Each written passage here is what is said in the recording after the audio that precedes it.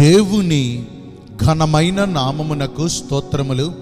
ఈ వాగ్దానమును వింటున్న మీకందరికీ మన ప్రభువును ప్రియ రక్షకుడైన యేసుక్రీస్తు నామములో శుభములు, మా హృదయపూర్వకమైన వందనములు.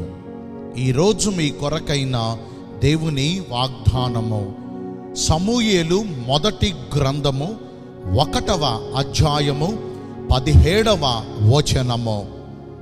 ఇశ్రాయేలు దేవునితో నీవు చేసుకొనిన మనవిని ఆయన దయచేయునుగాక.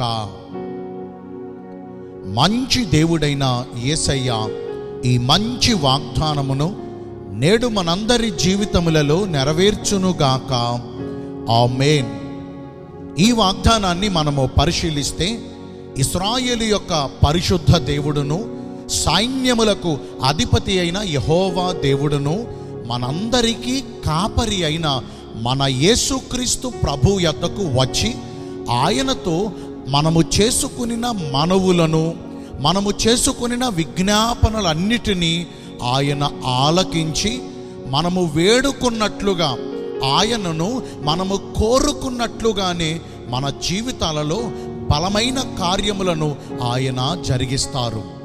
అలనాడు ఎఫ్రాయిము మన్యమునకు చెందిన భక్తురాలైన హన్న తనకు కలిగిన లోటును బట్టి ఎంతగానో విచారపడి ఒక నిర్ణయమును తీసుకుని ప్రభు యొద్దకు వచ్చి ఆయన సన్నిధిలో సహవాసమును చేసి దేవునితో తన వేదనంతటిని, తన బాధంతటిని పంచుకొనగా, ఇశ్రాయేలు యొక్క పరిశుద్ధ దేవుడు ఆమె మనవులను ఆలకించి ఆమె కోరినట్లుగానే ఆమెకు సమూయేలును బహుమానముగా దయచేసి, అంత మాత్రమే కాకుండా మరి 5 బిడ్డలను ఆమెకు దేవుడు ప్రసాదించారు. మనము ఆయనను అడుగు వాటన్నిటికంటేను, మనము ఊహించు వాటన్నిటికంటేను మన దేవుడు మనకు అత్యధికమైన కార్యములు చేయగలిగిన సర్వశక్తిమంతుడు. ఈ రోజున మనము దేవుని యొద్దకు వచ్చి ఆయనతో చేసుకునే మనవులను మన పరమ తండ్రి అయిన దేవుడు ఆలకించి, మన యందు దృష్టి ఉంచి, మనము వేడుకున్నట్లుగా, మనము కోరుకున్నట్లుగా ఆయన మనకు సహాయములను దయచేయాలంటే మనము ఎలాగున ప్రవర్తించాలో ఈరోజు వాగ్దానం ద్వారా తెలుసుకుందాం. మొట్టమొదటిగా భక్తురాలైన హన్న, ఆమె కోరుకున్నట్లుగా దేవుడు ఆమెకు జరిగించడానికి ఆమె దేవునితో సహవాసమును చేశారు. అంటే ఉపవాసం ఉండి ఆ దేవుని సన్నిధిలో ఆయనతో సహవాసమును చేసి ఎట్టకేలకు ఆమె కోరినట్లుగా మేలును పొందారు. ఈ రోజున మన జీవితాలలో ఉపవాసం ఉండి ప్రభువుని వేడుకోగలుగుతున్నామా? ఉపవాసం అంటే దేవునితో సహవాసము, అంటే ఆయనకు దగ్గరగా ఉండే కార్యములను జరిగించటము. ఈ రోజున మనలో అనేకులకున్న ఒక అలవాటు ఏంటంటే, ఉపవాసం ఉన్నాము అనుకుంటూ ఉంటారు, ఉపవాస దినములను ప్రతిష్ఠించుకుంటూ ఉంటారు. కానీ వారి కుటుంబములను విడిచిపెట్టి, వారి పనులను విడిచిపెట్టి, వారి వ్యాపారములను విడిచిపెట్టి, వారు చేస్తున్న కార్యక్రమాలను విడిచిపెట్టి ప్రత్యేకించబడిన అనుభవములోనికి వచ్చి ప్రభుతో సహవాసం చేయరు. అసలు ఉపవాసం అంటే మనలను మనము ప్రత్యేకించుకుంటమే కదండి. ఉపవాసం ఉన్నామనుకుంటున్నాం, ఒకవేళ మన కుటుంబాన్ని విడిచి రాలేకపోతున్నామేమో, మన ఇంటిని విడిచి రాలేకపోతున్నామేమో, మన పనిపాట్లు, మన కార్యక్రమాలు, మన వ్యాపారాలు వీటిని విడిచి రాలేకపోతున్నామేమో. అట్టి ఉపవాసం దేవునికి ఇష్టమా? ఉపవాసం ఉన్నప్పుడు మన కార్యక్రమాలను మనం చేసుకోవచ్చా? కొన్ని దినములను నియమించుకుని ఎంత సమయం అయితే మనం దేవుడితో గడపాలనుకున్నామో అంత సమయాన్ని ప్రత్యేకపరుచుకుని మనము సరాసరి దేవుని సన్నిధికి వచ్చి ఆయనతోనే సహవాసం చేయాలి కదా.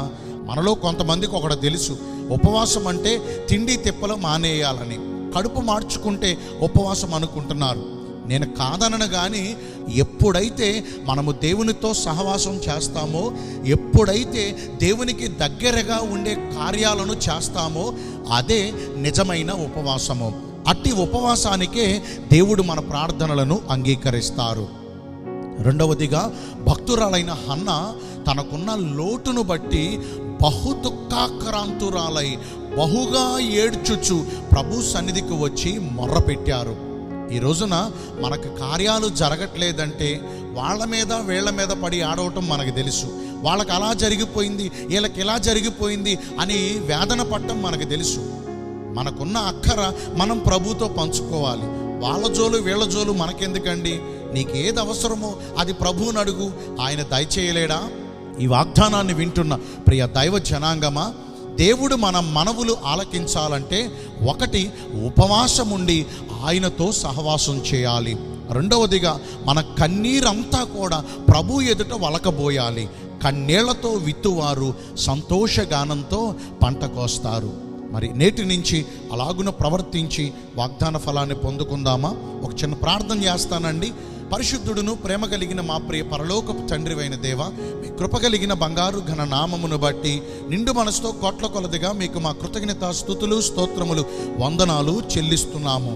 మీతో మేము చేసుకున్న మనవులను మీరు మాకు దయచేస్తానని ఈరోజు వాగ్దానము ద్వారా సెలవిచ్చారు. మీ చిత్తానుసారంగా ప్రవర్తించి ఈ వాగ్దాన ఫలమును పొందుకునే కృపను నేడు మాకు అందరికీ దయచేయండి. ఈ రోజున ఎందరైతే పుట్టిన రోజులను, వివాహ దినములను, ఇతరమైన శుభకార్యములను జరిగించుకుంటున్నారో వారందరికీ మెండైన దీవెనలు కుమ్మరించమని, మీ రాకడ కొరకు మమ్మను సిద్ధపరచమని యేసుక్రీస్తు ప్రశస్త నామమున ప్రార్థించి వేడుకొనుచున్నాను మా ప్రియ పరలోకపు తండ్రి. ఆమేన్. May God bless you all. Thank you.